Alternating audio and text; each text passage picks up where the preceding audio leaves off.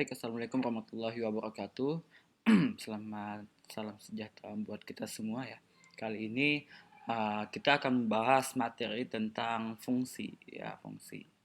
Nah, materi fungsi ini mungkin di pelajaran SMP-nya sudah pernah dipelajari ya, tapi kita akan membahas ulang yang lebih kompleks ya.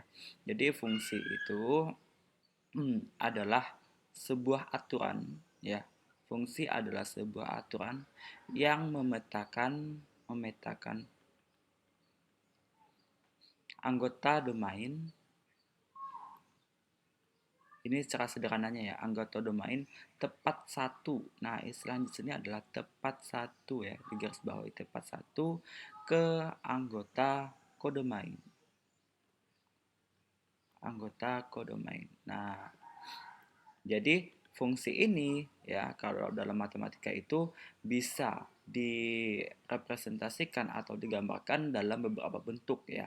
Jadi ada yang bentuk diagram panah. Jadi kalau misalkan ada sebuah himpunan A ya, ada himpunan A yang beranggotakan A, B dan C dan himpunan B yang beranggotakan satu, 2 dan 3. Maka ini dikasih contoh ya, misalkan seperti ini, ya misalkan seperti ini, misalkan seperti ini. Nah, maka ini contoh pertama, kasus ke-1 ini bukan fungsi. Kenapa bukan fungsi? Karena dia harus tepat satu, ya tepat satu. Jadi kalau misalkan seperti ini bukan fungsi, yaitu B-nya adalah punya cabang, ya. Jadi dia bukan fungsi. Nah, bagaimana kalau contoh kedua? Misalkan ada himpunan A dan ada himpunan B dengan anggota yang sama A, B, dan C ini satu, 2, dan 3. Ini A-nya kedua, B-nya ke satu misalnya. Nah, apakah ini fungsi? Nah, ternyata yang kedua ini juga bukan fungsi. Kenapa? Karena ada satu anggota di himpunan A yaitu yang C, ini tidak punya kawan, tidak punya kawan ya. Tidak punya kawan di himpunan B, maka ini juga bukan fungsi ya. Nah,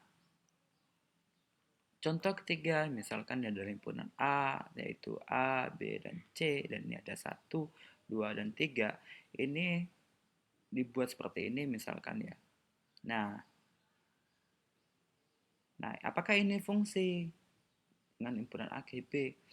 Ya, ini merupakan fungsi karena dia memasangkan semua anggota himpunan A tepat satu ke anggota himpunan B ya. Jadi kita tidak perlu melihat B-nya, kita melihat himpunan A. Seperti itu. Ini disebut sebagai diagram panah ya. Cara menuliskannya biasanya fungsi itu dituliskan F, fungsi F memetakan himpunan A ke himpunan B. Begitu ya, ini adalah cara penulisan himpunan. Bentuknya seperti ini. Nah, seperti saya bilang tadi ya, untuk mempresentasikan himpunan itu ada beberapa jenis ya. Yang pertama tadi adalah diagram panah. Nah, yang kedua ini adalah berbentuk himpunan pasangan terurut ya. Jadi ini adalah pasangan terurut ya, dengan contoh himpunan A itu pasangannya adalah satu 3 2 3 dan 3 3. Yang B 1 3 1 4 dan 1 5. Yang C 1 4 2 5 dan 3 6. Nah, dari ketiga himpunan ini yang manakah yang merupakan fungsi begitu ya. Nah, kalau kita gambarkan maka yang A itu ya, contohnya ya misalkan yang A itu adalah, jadi yang depan ini adalah domain ya, yang ini adalah kodomain dan ini adalah range-nya, maksudnya ini domain, ini adalah range-nya. Jadi ini ada satu 2 3 begitu ya, himpunan A, dan ini ada himpunan range-nya yaitu 3 gitu. Kemudian ini adalah satu ketiga, dua ketiga, dan tiga ketiga. Nah, maka untuk melihat ini makanya adalah sebuah fungsi ya, ya kan? Nah, kalau yang B gimana yang B? Yaitu misalkan ada satu, di sininya ada 3 4 5. Nah, ternyata dia memiliki cabang. Satunya itu bercabang 3 malahan. Maka ini bukan fungsi. Nah, kalau C ya ini jelas ya fungsi. Nah, bagaimana kalau kita untuk melihatnya? Ternyata kita cukup melihat dari depan, yaitu si depannya ini, domainnya ini. Apakah di sini ada yang kayak sama? Di sini kan satu, kemudian di sini dua, dan di sini tiga. Nah, tidak ada yang sama, maka ini adalah sebuah fungsi. Kita tidak melihat yang di belakangnya, ya. Apakah di sini ada yang sama? Di sini ada satu, ya. Di sini juga ada satu, dan di sini ada satu. Ternyata ada yang sama. Intinya kalau ada yang sama, maka dia bukan fungsi. Nah, kalau yang C ini jelas ya bahwa ini fungsi karena tidak ada satupun angka yang sama di sini mau domain maupun range-nya. Makanya bisa dipastikan langsung fungsi begitu ya. Nah, ini adalah cara kedua mempresentasikan fungsi.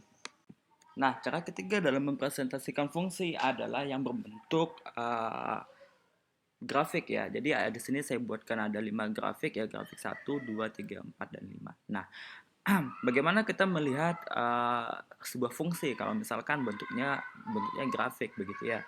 Nah, kalau bentuknya grafik, maka ini ditentukan dulu apakah fungsinya adalah fx sama dengan y, ya, y sama dengan fx gitu ya, ataukah fy sama dengan x. Nah, tapi FY sama dengan X ini jarang sekali ya dipakai ya. Maka kita ngelihatnya biasanya yang paling sering dipakai itu adalah yang pertama Fx sama dengan Y atau Y sama dengan Fx. Nah, fungsi ini artinya yang menjadi domain itu adalah si X-nya itu sendiri ya. Jadi dia memetakan X ke Y. Nah, jadi yang menjadi range-nya atau kodomainnya itu adalah Y ya gitu. Nah, jadi ini kita pakai yang fungsi fx dulu ya. Jadi yang dipakai adalah kesepakatan kita adalah fx sama dengan y. Fungsi yang ini yang dipakai ya. Ini yang dipakai. Fx sama dengan y yang atas ya. Nah, untuk melihat yang manakah fungsi, karena ini akan berbeda ketika fx sama dengan y atau fy sama dengan x. Ini saya tekankan. Nah, jadi yang dipakai adalah fx sama dengan y. Ini yang karena paling sering dan paling umum dipakai. Nah, untuk melihat dia yang merupakan fungsi dari kelima grafik ini, itu dengan cara karena fx sama dengan y, ambil sebuah garis lurus yang sejajar sumbu y ya. Jadi kalau misalkan grafik pertama itu, kita ambil sembarang garis lurus sejajar sumbu y, ya, potong saja di sini. Apakah garis ini memotong di satu titik? Contoh dia terpotong di sini, ya. Ternyata dia memotong satu titik. Coba kalau kita ambil di sini lagi ya, misalkan diambil sini lagi, maka ini juga terpotong di satu titik ya, yang bentuk seperti ini. Maka ini dimanapun saya ambil garis, maka dia selalu menghasilkan sebuah titik ya. Karena aturannya seperti ini, maka ini adalah sebuah fungsi karena dia tepat satu begitu ya. Nah, bagaimana dengan contoh yang kedua? Ini kalau saya ambil garis lurus di sini ya, maka yang ini harus lurus ya, maksudnya ini harus lurus. Kebetulan ini terlurus. Ini ternyata terpotong di satu titik. Bagaimana kalau saya ambil seperti ini? Ya, maka ini terpotong di satu titik. Diambil di sebelah sininya, maka ini juga terpotong di satu titik. Maka ini adalah sebuah fungsi, begitu ya. Nah, bagaimana kalau yang ketiga? Ini kalau saya ambil terpotong di sini, ya, ambil garis lurus yang sini. Ternyata dia terpotong di dua titik, memotong dua titik ini garisnya. Ya, artinya kalau digambarkan dalam diagram panah ini akan bercabang. Ya, kalau ini saya ambil, ini juga dua titik ya. Kalau diambil ujung, iya dia bersatu titik. Tapi di sini ada berapa yang memenuhi dua titik. Maka ini bukan fungsi, ya, bukan fungsi fx sama dengan y. Begitu. Apakah yang keempat ini fungsi? Kita lihat saja, kita potong saja di sini, ya. Maka ini terpotong di dua titik begitu ya. Dia harus sejajar dengan sumbu y, harusnya lurus begitu ya. Nah, ini terpotong saja di sini. Ini bukan fungsi ya. Jadi kalau ini dipotong fungsi, dipotong satu begitu ya. Maka ini adalah sebuah fungsi. Nah, fungsi-fungsi seperti ini ya, yang bakalan kita bahas ini nanti, ini adalah fungsi linear. Fungsi linear itu adalah fungsi yang pangkat tertingginya satu nanti ya, itu ada fx dengan y, itu ada y dengan x. Nah, fungsi adalah pangkat tertinggi satu, dia bentuknya pasti garis lurus seperti ini, maka ini adalah fungsi linear. Kemudian yang kedua yang kita bahas adalah fungsi kuadrat. Nah, fungsi kuadrat ini bentuknya pasti melengkung. Melengkungnya kalau tidak ke atas ya terbuka ke bawah ya. Kalau ini bukan fungsi kuadrat ya, tapi fungsi kuadrat dalam bentuk fy sama dengan x gitu ya. Kalau ini adalah fungsi kuadrat, yang nomor 2 ya. Kalau nomor 4 ini adalah fungsi kuadrat tapi dalam bentuk fy sama dengan x karena dia akan berbeda saya bilang tadi. Jadi bentuknya seperti ini, maka kita akan langsung membahas fungsi linear, fungsi kuadrat, dan fungsi yang lainnya. Nah, selanjutnya kita akan membahas tentang jenis-jenis fungsi. Jadi ini akan dijelaskan secara panjang lebar ya, materi pertama ini. Jenis-jenis fungsi. Jadi fungsi ini akan banyak sekali jenisnya, tapi untuk keperluan kalian SMA ya, ini akan dibatasi ya.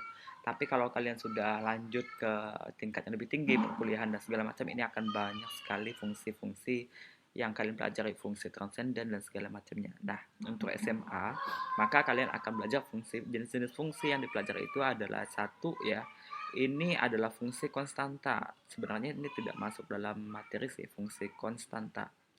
Fungsi konstanta ini adalah jenisnya misalkan fx sama dengan k, konstanta. Dicontohkan yaitu fx sama dengan 3 ya.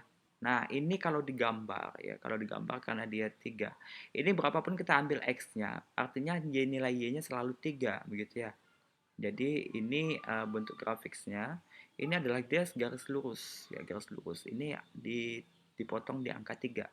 Jadi ini adalah sebuah garis lurus yang dia memanjang gitu ya, datar saja seperti itu. Ini adalah sebuah fungsi. Karena apapun kita ambil titik potong, ambil garis lurus, jajar sumbu y pasti terpotong satu titik. Contoh seperti ini. Contoh ya. Nah, ini terpotong satu titik. Ini adalah sebuah fungsi konstanta begitu ya. Jadi kalau bentuknya seperti ini adalah sebuah fungsi konstanta. Bentar, saya undo.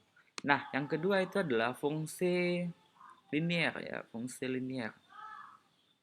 Fungsi linier itu adalah fungsi yang pangkat tertingginya 1, biasanya dituliskan sebagai fx sama dengan ax tambah b, atau yfx sama dengan, ini contohnya ya, 2x tambah 6, 2x min 6 lah misalkan ya. Nah, sebenarnya untuk menggambarkannya itu adalah dibuat y sama dengan 2x min 6. Maka ini gambarnya akan berbentuk garis lurus ya, karena dia pangkat tertingginya adalah 1.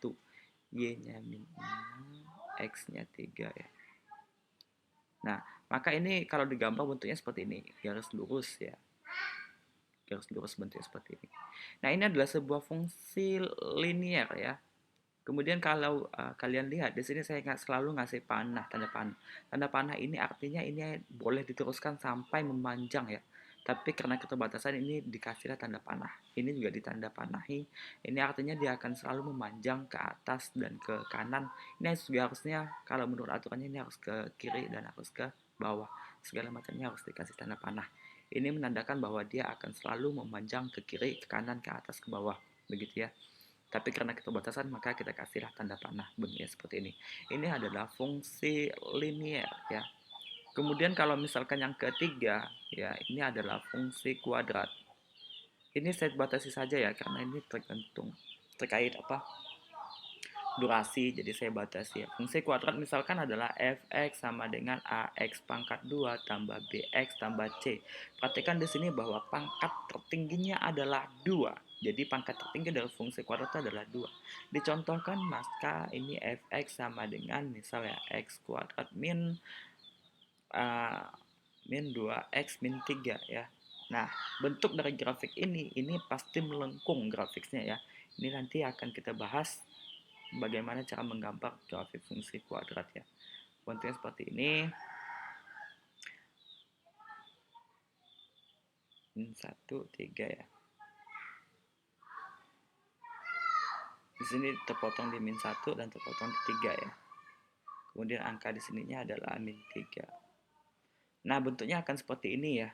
Akan seperti ini. Grafik fungsi fx sama dengan x kuadrat dikurang 2x dikurang 3 ya. Jadi ini bisa dibuat juga sebagai y sama dengan x kuadrat dikurang 2x dikurang 3. Nah, ini adalah jenis-jenis fungsi.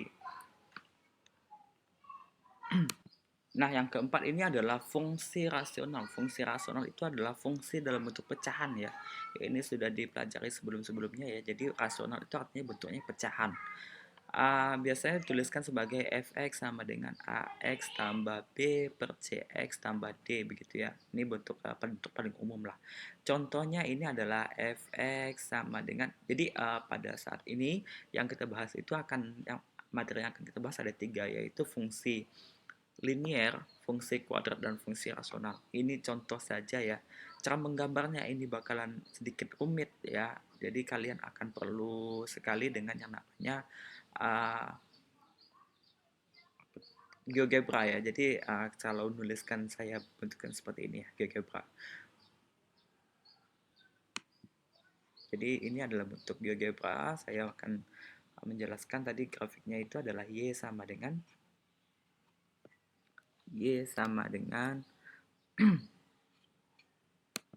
X dikurang 1 ya, sama 2X tambah 4.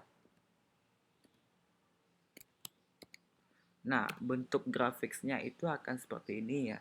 Ini adalah fungsi yang tadi itu Y sama dengan, sorry. Jadi ini adalah grafik fungsi Y sama dengan, ya bahkan sebentar saya lihatkan dulu ya.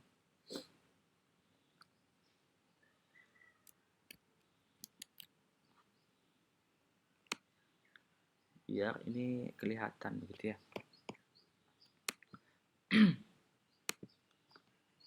Nah, bentuknya akan bentuk seperti ini.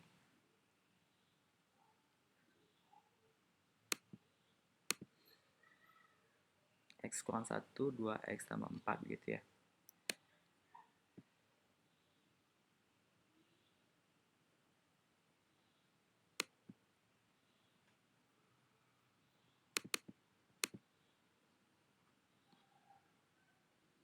Oh, tidak bisa dibuka dalam bentuk materi ini. Jadi cancel aja. Jadi bentuknya seperti tadi ya.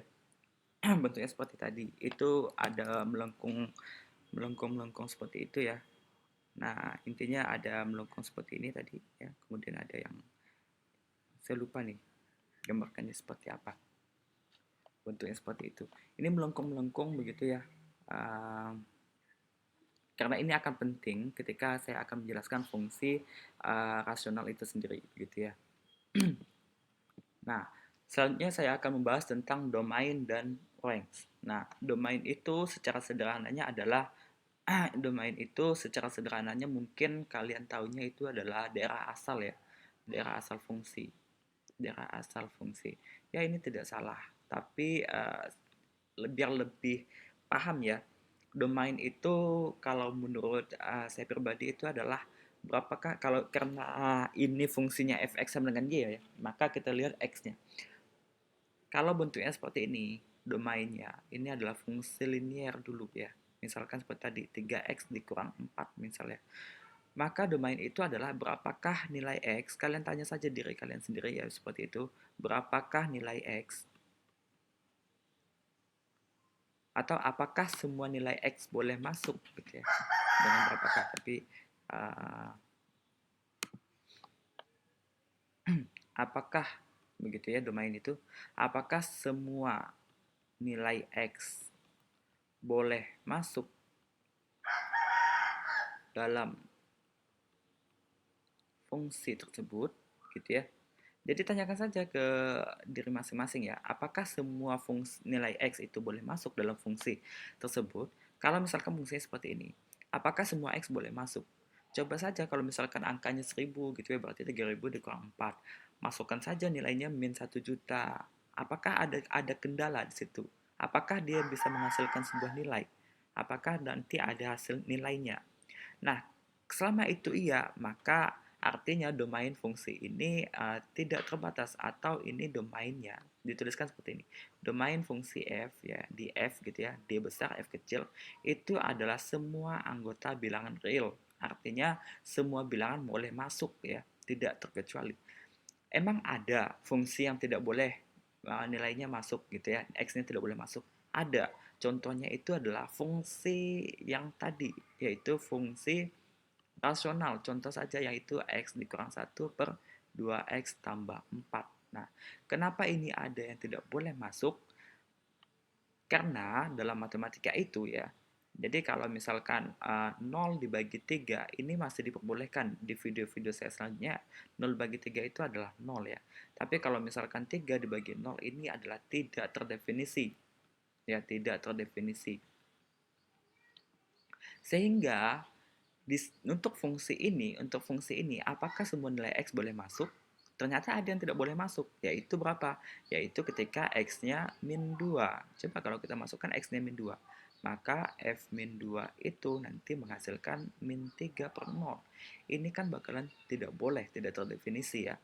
Artinya, cara penulisan untuk fungsi ini ya, df gitu ya. df yaitu x tidak boleh sama dengan min 2. X-nya anggota bilangan real. Artinya semua bilangan boleh masuk kecuali min 2 ini. Ya, jadi penulisannya seperti ini. penulisan domainnya adalah X tidak boleh sama dengan min 2, X anggota bilangan real untuk fungsi yang seperti ini ya. Nah, secara sederhananya nanti ada beberapa fungsi yang memang tidak tidak semua bilangan itu masuk ya. Tidak boleh semua bilangan itu pasti masuk, tidak. Nah, kebetulan saja ini untuk fungsi yang ini fungsi linear ini, semua bilangan boleh masuk, tidak masalah. Sama dengan fungsi kuadrat ya. Jadi kalau fungsi kuadratnya itu adalah gx ya, ini fungsi kuadratnya sederhana.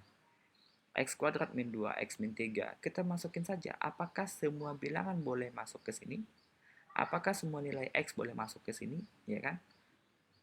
Apakah ada kendala? Apakah terjadi permasalahan? Nah, ketika tidak, maka itu boleh. Dan ini setelah kita lihat, ternyata dia tidak ada masalah. Maka domain fungsi G itu disebut sebagai anggota bilangan real. Artinya untuk semua fungsi linear dan fungsi kuadrat domainnya pasti bilangan real. Pasti. Nah, kalau untuk fungsi rasional, fungsi pecahan, maka ini tidak boleh sama dengan 0 di bawah penyebutnya ya. Cara mencarinya adalah 2x tambah 4 tidak boleh sama dengan 0 ya. 2x tidak boleh sama dengan min 4, x tidak boleh sama dengan min 2. Nah, maka ini menjadilah domainnya seperti ini. Begitu ya. Ini mudah-mudahan paham ya, sedikit paham tentang materi fungsi ini ya. Karena penjelasannya sangat panjang dan sangat lebar gitu. Nah, karena ini begitu panjang dan lebar ya, maka masalah domain ini, masalah fungsi ini saya cukupkan sampai ke domain dulu ya, sampai ke domain dulu. Untuk range-nya ini bakalan saya bahas di video satunya lagi ya, di part 2-nya yang akan segera saya buat begitu ya. Sampai di sini dulu, mudah-mudahan paham. Assalamualaikum warahmatullahi wabarakatuh.